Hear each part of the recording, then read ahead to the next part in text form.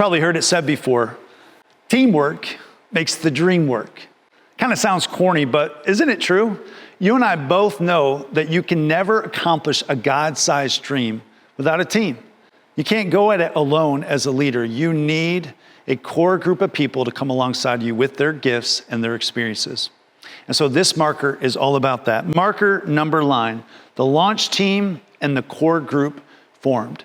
These two groups will help you replant a dying church. So let's talk about the launch team. The launch team consists of leaders who will help you start and sustain various key ministries. The launch team are people that you would want to look for who are loyal to the vision and the replant pastor, who will not derail the vision of the church, who attend faithfully and serve regularly already. Look for those people who are already invested in your church and who have good character and who will raise up other people. Look for people in your church who can help you mobilize and multiply other leaders into the new replanted church. They're already there. They're already invested into your vision. Now you want to mobilize them to do something greater outside of your current church, the partner church. A little word about hiring in the early stage processes when you are trying to replant a church. I would say this, don't pay someone to do volunteer level ministry. We've done that before. We've made that mistake. And those are good people who want to serve their local church. But the problem is, if they are not someone who's able to mobilize and multiply other people to do ministry, that new ministry, that replanted church will get stuck in some aspect. And so only pay those who have the ability to multiply and mobilize other people. Now we want to form the core group. So the launch team is the leaders. The core group are the people committed to attend and serve the new church in the beginning. This might be for 3 months. It could be for 6 months. We've had it to be where they've served for an entire year, that other campus. Some people never come back to their partner church or their home church. They stay because they're so bought in. But you want to form a core group. A core group consists of a whole number of different types of groups and people. The goal is to have as many people as possible, though. We've done it to where we've had 30 launch team or core group members. Recently, though, we've had it be upwards to 60 or 70 people. It really just depends on your context. Larger cities or larger contexts might have more people in their core group. Smaller rural settings might have less. But the point is, you need leaders, and then you need core group members to do the ministry.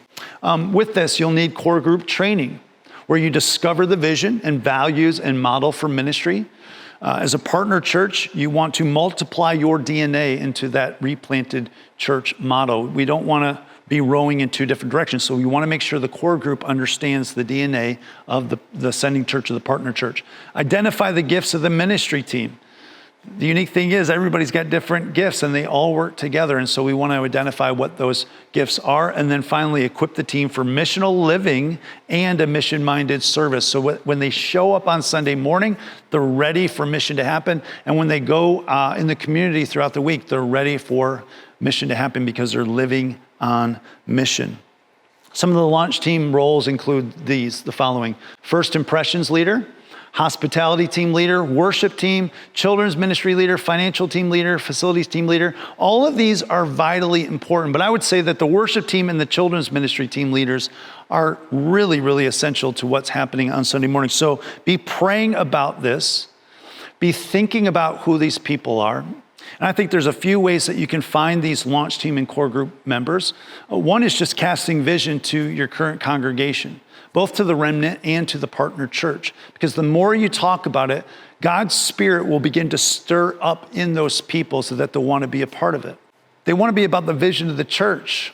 I say this all the time, bored people do not change the world. And so if you leave the people in the pews bored, they will stay bored. But if you call them to action, they will step up. You can also look for people who are geographically located and live closer to the replanted church. Maybe just by geographic location, they'll want to attend.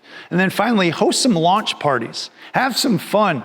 Have an opportunity where people can come and eat and celebrate, go bowling, go do whatever, but make it an enjoyable experience where you yourself would want to come. And then talk about this replanting effort, the vision that God has given you and your church. But a little warning for you. Any position not filled will end up being done by you or your wife. And so, back to what I said earlier, if you want to make the dream work, it's going to require some teamwork.